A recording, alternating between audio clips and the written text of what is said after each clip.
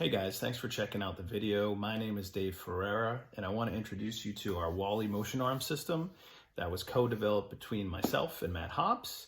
And really, I just wanted to go a brief overview of what the systems are, the components that are involved, and how it's put together in the way we wanted it to. And our goal was one, serviceability and the ability to repair it if anything ever happens. So. And I'll talk about that on each subsystem as we go forward. So this is just an informal talk of me talking to you guys. So without further ado, we'll just dive on into what's on the table here. And basically the arm is disassembled except for the hand, thumb, and wrist joint here, because this particular piece is modular in a sense where it can be removed from the forearm with a hex clamp that holds onto the hex shaft at the end here, and that's with a clamp right there. And the arm is puppeteered through cabling. So the servos are inside the wrist pocket, and then we have a series of cabling with PTFE tubing going in to rotate the finger, as you can see that one moving, and this one on this side with the thumb. So, with that in mind, the serviceability on here was to, one, be able to put tension on the cables if they ever to come slack or loose or anything. So we have a vented screw here that we're able to back out, create a little bit more tension. If for some reason it comes a little slack on you, you can do that. You also have the ability to remove the servos too, if ever needed, if one were to burn out or just kind of wear out on you over time. So you're able to remove the servos and replace them very easily. Serviceability with the fingers was another thing we wanted to have in place. And how we did that is there are clamps embedded in each finger that allow us to pull it out with a simple set screw. Also, the thumb as well can come out. So if the thumb were to break or just, not function well for you, you can take it apart and fix that as well. So the fingers are posable, but you can also glue them in a fixed position. So depending on your look, some people like to have the hand shut like that, so it looks like you're grabbing stuff, or to have it more in the closed hand, kind of like you see on the Disney stage droid. So it's kind of like that. So, all right. Anything else on this that I can talk about that is not obvious? It is all bolted together, and the goal with that is to screw it together and, cover up some of the screws with during the painting process. So I like to actually keep the screws on the outside here. These are 440s. It gives that machine look like you see on the stage droid, but on Wally they don't show, but it's up to you. These screws here are actually decorative, but they're still functional. So there's heat sets all in here. I mentioned heat sets. So there's 632 heat sets throughout this, or 440, allowing for assembly. I also recommend when putting it together that you glue and screw it together, because once it's assembled, you can redo the cabling if it were to ever snap by simply removing the fingers, undoing the cabling, and then you would just run new cables and crimp new cables on. So serviceability, that was our goal there. So that's the hand. So we can, I got a servo controller here, so we can plug it in and just show a little bit of movement. And hopefully I don't break it. And you can see the servo centering. Here we go. So let's see what happens. So there's the hand opening there, bottom there. If I go opposite, you can see him opening.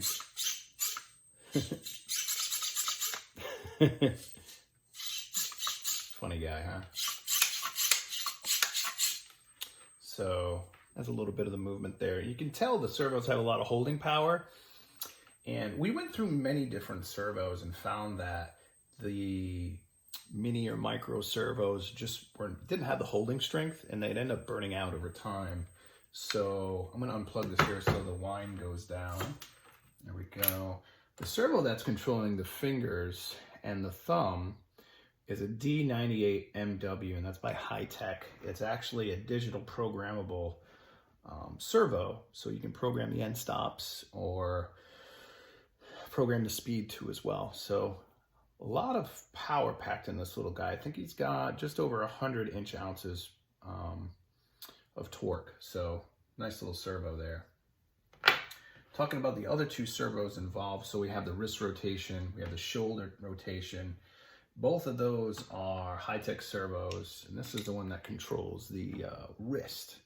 This is a HSB 9381TH. It's their brushless line. We found that we use this servo in a lot of different applications. This particular servo, people are using in Wally's pan tilt for his neck, and they work fantastic. So this particular one has 200 degrees of positional feedback, so versus 180. So you get a little bit more rotation when it comes to the wrist, which is nice. So you get that full turn over and back with a little bit of play as you move it.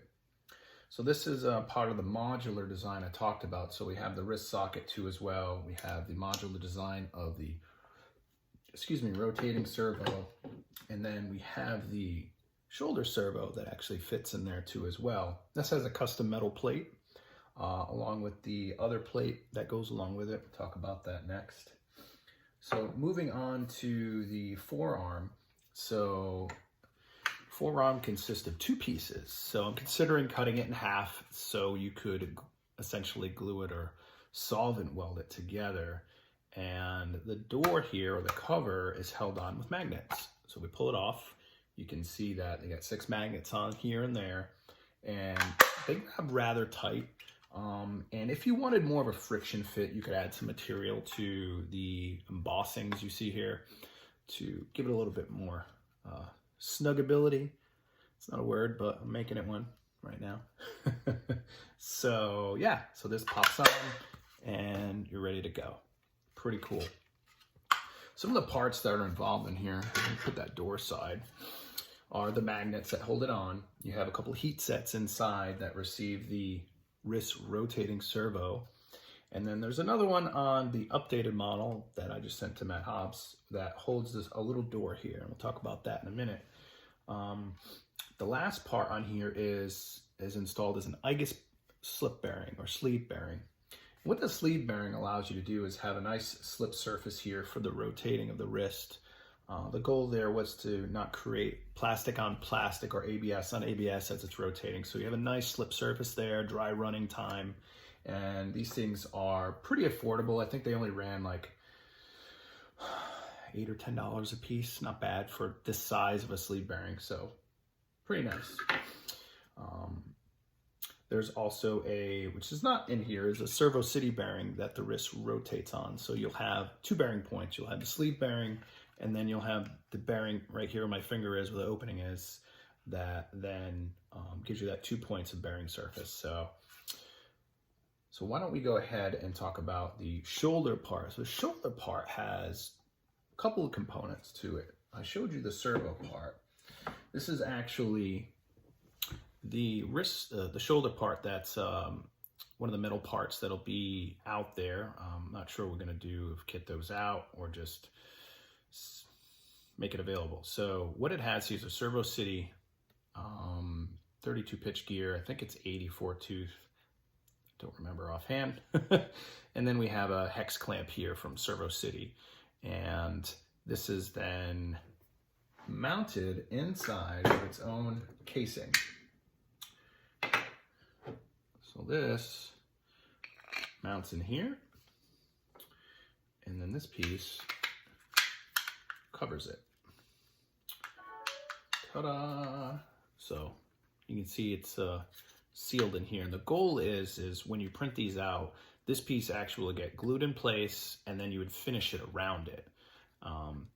We haven't had any indication that this would be a failure point, and we're really excited that it's just going to be a simple setup for you. You do have holes in the bottom here to transfer your wires through, so they'll go out into the body to whatever mechanism that you're going to rotate or lift your arm up with. So we're using hex shaft because of the mechanism we're using utilizes that. And then moving on how this is attached, there's actually a couple of bearings that pop into the side. And then this would simply just fall into place like that. You'd put an axle through, which I don't have one here with me to show you, but then you would have little end caps that cover it. So just pop that out there. So this gear, we talked about it before, actually interfaces with the servo. The servo actually, would, there we go, fit in. And get it to sit in nice and easy. There we go. It fits in. It's an older servo, just fitting it in, and then just slide it forward. And that's it, actually. It's ready to go. There's actually, if we were to take the next piece, which is the wrist rotating part, this fits right in, and it back ends against it. And there's actually a thumb screw on the back side to adjust tension on the back of the shoulder servo. So if you ever see any, if it becomes loose, a little bit of backlash, you can adjust tension on that going out to take out some of the gear slack. So this is simply just screwed in because we have heat sets, and then that way that is locked in. I'm not going to tighten it down, I'm just going to get it in place. So that's locked in there. The door I was talking about earlier, and this is one of the new doors, actually will slide in place and protect your wiring from the servo gear. And we haven't had an indication that it would be a problem, but we wanted it to be failure proof in that spot, so that way you know, the wires just won't get eaten up. Granted, that shoulder only rotates very little, but it'll still give you that peace of mind that the wires aren't going to be chewed up, and that door just sits in there. I said before that this is an older model, and the new one actually has a heat set there that accepts this little door piece. Pretty cool. So the wiring itself actually feeds into the shoulder part as well. Once it's installed, it actually has a relief on both sides so it can rotate about itself, and there's enough relief there that the wires actually don't even move because of the fact that there's both relief on the top and bottom. So if I can get further picture detail on that, I'll show you in the future, but this is what I have right now. So to finish off this, basically the arm would just slide in. And what I'd simply do is make sure the wiring is always facing the door. So if this was the right hand or the left hand, depending on orientation, you can actually rotate this wrist socket in a current orientation to allow the wires to be facing you. So it's just a better install part. So if we slide those in, I'm able to then bring the wires out and just grab that, and that just falls into place like that. So that's locked into the hex joint, the little clamp there. So all I'm gonna do now is rotate these wires down, and then you would just simply plug in your wiring from your body. And you would take your cover. Your cover would just sit like so. As long as everything cooperates, we can get it to work out for you. And there we go. So the arm is technically assembled without any wiring being plugged in, and you could go ahead and test it in the way like it is now. And that's exactly how I did it when I had it on the bench. So hopefully this gives you all a little bit of insight on the motion arm system we came into, and just to show you how tightly packed everything was here. One of the questions I got is, will the arm do the extension? And there's really, the servos that are involved and the amount of torque that's needed in this particular setup, there's just not enough room for an additional servo for extension. I'm not saying it's impossible. We just saw it as maybe if when we get into feature creep land where we needed to have that, but it really shows all that characterization with just the hand puppeteering as well as the wrist puppeteering. So, all right, guys. Well, hopefully that gives you a little bit more insight about how our design philosophy went into making this.